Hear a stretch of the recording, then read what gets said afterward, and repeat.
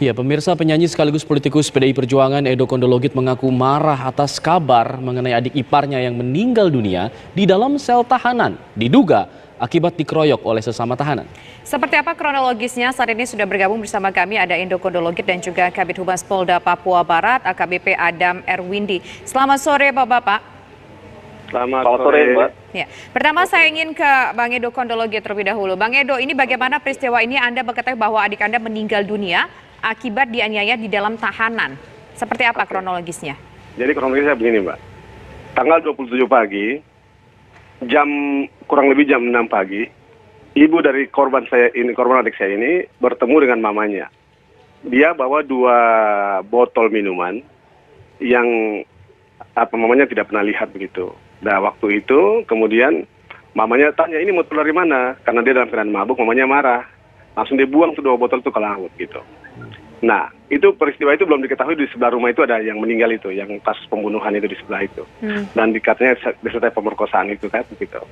Nah, kemudian ketika mamanya lihat begitu, kasus ini kan tiba-tiba ketahuan sama jenazahnya kan ketemu tuh, yang korban di sebelah. Nah, waktu heboh-heboh gitu, mamanya ini langsung punya perasaan tidak enak gitu. Nah, ada bapak mantu, jadi bapak mantu saya, bapak mertua saya ini kan sering membuat motor tempel apa begitu, jadi pernah ke rumah di sebelah. Nah, dia merasa pernah lihat minuman model kayak begitu di kamar yang korban ini.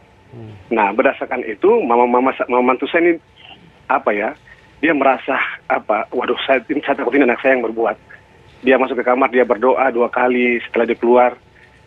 Terus dia masuk ke kamar, tanya, Riko, kok yang bikin kah? Bilang tidak. Terus tapi dia panggil keponakan satu nama Dex, suruh moloh itu, suruh nyelam. Nah, di sebelah itu polisi sudah membuat pemeriksaan lah. Begitu, pemeriksaan untuk melihat korban di sebelah itu kan, polisi lain dan sebagainya, mereka lagi olah TKP sebelah. Tapi polisi sama sekali belum tahu bahwa Riko ini yang terlibat, polisi tidak tahu sama sekali gitu. Nah, mamanya suruh Dex nyelam, ambil botol, terus serahkan ke polisi yang ada di situ, di Sorong situ. Ya sudah. Akhirnya mereka serahkan, mamanya serahkan, mamanya bilang, ini anak saya nih, saya curiga dia yang ini, tolong periksa dia. Ya sudah, tolong periksa. Dibawalah dia ke dalam rumah. Terus mamanya tanya, ada polisi yang tanya, namanya polisi apa? Bahansano, polisi di Polsek Sorong Kepulauan. Di mana di sebelah itu, dia bilang ada di mana anaknya, ada di dalam kamar. Mamanya bilang lagi tidur. Tapi dia dalam pengaruh minuman keras, lagi mabuk dan tidur sudah. Mamanya bilang, silakan diambil. Pas ambil dia, ya sudah, kalian silakan bawa minuman keras ini. Mamanya kadang waktu itu mau nyebrang ke Sorong, nggak jadi, akhirnya mereka panggil lagi, kembali ke Polsek Sorong. Naik ke Polsek Sorong Kepulauan itu, ke Dom. Baik. Nah, di sana ya sudah, Riko sudah diinterogasi, taruh minuman keras di situ. Ya sudah, mamanya langsung tampar dia, segala macam. Ya sudah, silakan kalian proses anak ini. Kau harus bertanggungjawabkan punya perbuatan. Nah, berdasarkan itu, setelah itu mama tua nggak ikutan lagi. Nah, dari situ, menurut berita masyarakat, dibawa ke Sorong itu sudah posisi hampir jam 3, jam 4 sore. Ada orang-orang yang lihat dia dibawa dari Sorong itu, naik perahu itu. Nah, itu dalam keadaan sehat walafiat. Dan saya rasa lucu, kalau dia mau lawan tuh lawannya di mana ya? Melarikan dirinya tuh di mana ya? Jadi mohon maaf, saya lihat cerita Pak Kapolres ini agak-agak, mohon maaf saya bilang ini cerita yang mengada-ngada dan tidak berdasar sama sekali. Kan lucu, dia mengadakan perlawanan di atas mobil, itu yang jemput dia itu 6 orang. 6 orang loh, ya. 6 orang polisi, resmob dengan pengalaman senjata lengkap, di atas mobil, kawal dia ke Polres Kota Sorong. Dia dalam keadaan kepalanya ditutup dengan kantong plastik. Terus cerita dari mana dia mau melarikan diri. Oke, itu pertama. Kemudian kedua, dia tiba di Polres Sorong itu dalam keadaan tidak ada luka sama sekali dan pukulan-pukulan di sebelah dada. Oke. Saya juga punya versi yang saya boleh ceritakan, saya terbuka semua. Jangan ada dusta di antara kita, jangan ada bohong-bohongan, karena ini cerita yang harus kita bongkar semua secara tuntas. Harus buka CCTV, mulai dari dia datang, sampai terjadi penganiayaan, tolong dibuka semuanya. Ya, Kapolres bilang ditembak dengan terukur. Terukur dari mana Pak Kapolres? Begini, dia tiba di Polres itu dalam keadaan sehat. Baik. Dia ditaruh di lorong. Saya punya informasi yang sangat akurat. Saya akan ceritakan ke Propam. Taruh di lorong dan digebukin di sana oleh dua orang, oleh mereka ada polisi situ gebukin dia. Buka CCTV nanti ketika datang di waktu itu, buka itu, jangan edit CCTV-nya. Karena ada indikasi CCTV diedit, sudah. Jangan tipu-tipu lagi, saya marah. Karena menurut saya ini Kapolres mau mencoba mengalihkan. Tolong jangan stop sudah, tipu-tipu ya. Baik, Bang Edo, artinya Bang Edo menduga ini kekerasan penganiayaannya bukan dilakukan oleh sesama tahanan? Bukan, ada sesama tahanan tetap menganiaya. Tapi sebelumnya dia polisi dulu. Nah, dalam keadaan sakit ini ada indikasi dia tabrak tabrak kaca pintu. Jadi bukan tabrak kaca jendela ya, tabrak kaca pintu di lorong itu. Terus dia ditangkap, dia lari keluar. Jadi tembak ini bukan tembak di mobil. Ya, ingat, dia bukan tembak di mobil. Dia ditembak di dalam polsek itu. Dalam Polres itu. Luka tembaknya di mana? Di kaki ditembak. 2 tembakan. Baik. Di kaki kiri, kaki kanan. Dengan posisi yang sama.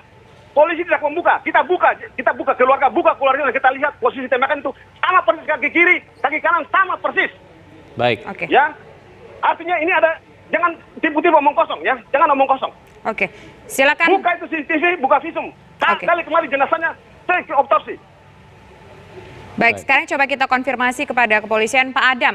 Bagaimana jawaban dari pihak kepolisian soal mengenai dugaan bahwa sebetulnya kerabat dari Bang Edo Kondologit ini meninggal dunia di tangan polisi?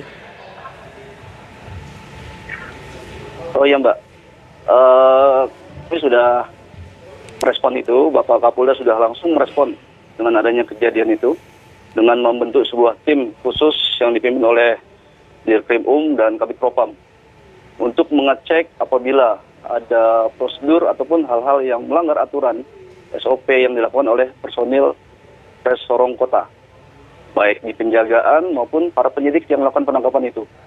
Itu sudah kita kirimkan tim, nanti kita akan melihat hasilnya seperti apa sebagai acuan kita untuk memberikan keputusan atau langkah-langkah tindak lanjut terhadap para personel Polri yang melakukan kegiatan tersebut. Memang seperti kita ketahui bahwa tersangka BKR ini ditangkap, kejadian itu hari Kamis, adanya kasus curas, di mana korban itu dibunuh, diperkosa. Korban sudah cukup tua juga, berusia 71 tahun. 71 tahun. Nah, dari laporan masyarakat, tim Polsek dan Polres bergabung mengecek dan mendapat informasi bahwa GKR itulah sebagai pelakunya. Kemudian dia mendatangi rumah yang bersangkutan, dan benar yang disampaikan oleh Bang Edo tadi bahwa ibunya menyampaikan penyerahan kepada personil polisi di rumah tersebut. Setelah itu dilakukan pengembangan oleh personil polisi, dibawa ke Polsek, karena banyaknya masyarakat, dibawalah ke Polres. Nah, seperti itu. Jadi dilakukan pengembangan. Baik. Tadi yang disampaikan oleh Bang Edo bahwa nabrak kaca memang dari info awal. Ini info awal. Info awal, kenapa saya bilang info awal? Karena masih adanya tim yang dipimpin oleh Dirkrimsus dan Kabid Propam melaksanakan pendalaman seperti apa cerita sebenarnya. Baik. Pada saat pemeriksaan memang si tersangka sempat lari di Polres itu dan menabrak kaca. Baik. Kaca di pintu kaca. Baik, jatuh, Pak Adam. Cerita ya. soal melarikan diri yang tadi dan juga bagaimana kemudian Riko ini tewas diceritakan selepas jeda. Kami kembali sesaat lagi, kita harus jeda pariwara dulu. Oke. Masih bergabung bersama kami Humas Polda Papua Barat AKBP Adam Erwindi tadi menjelaskan mengenai upaya melarikan diri yang dilakukan oleh Riko begitu. Pak Adam, ini yang dipertanyakan oleh pihak keluarga, melarikan dirinya seperti apa? Karena pada saat itu yang menjaga ada 6 orang tadi dikatakan oleh Bang Edo dan kepala juga ditutupi oleh kantong plastik. Seperti apa kemudian penjelasan dari pihak kepolisian? Ini yang lagi didalami oleh tim yang dibentuk oleh Bapak Kapolda, yang dipimpin Pak Dirkrim sama Kabid Propam tadi dan Pak Mintal, untuk mencari tahu cerita yang sebenarnya seperti apa. Ya, kalau saya sampaikan nanti di sini dan mungkin Bang Edo punya versi sendiri, nanti akan menjadi polemik yang akan berkembang. Ya, kita tunggu hasil daripada tim itu, gimana hasil fixnya, nanti akan kita sampaikan kepada Bang Edo ataupun masyarakat secara utuh. Ya, Pak Adam, ini tadi Bang Edo juga mengatakan bahwa ada luka tembak di bagian tubuh dari kerabat Bang Edo ini. Apakah itu bisa dikonfirmasi luka tersebut di bagian mana? Ya, memang kalau dari hasil informasi awal memang ada sebuah upaya tindakan yang tegas terukur akibat tersangka yang mencoba melawan bahkan merebut senjata. Ini dari versi versi awal yang perlu harusnya kita dalamin oleh tim yang dibentuk oleh Bapak Kapolda tersebut. Memang ada 2 tembakan, luka tembakan di kaki. Ini yang sedang kami dalami, Mbak. Jadi nanti kami mohon mungkin bersabar sedikit. Nanti apa hasil daripada tim tersebut akan kita sampaikan di kemudian hari. Ada otopsi tidak? Iya, Mbak. Autopsi untuk jenazah?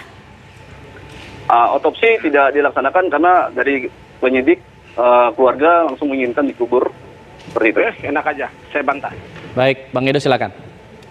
Jadi begini, Tapi untuk jelasnya, Mbak, nanti kita coba sampaikan lagi kepada mungkin Bang Edo. Nanti kita nunggu tim kami yang dari Polda ini bagaimana hasilnya, sehingga kita bisa tahu kesalahan anggota tersebut seperti apa dan tindakan apa yang harus kita lakukan. Itu.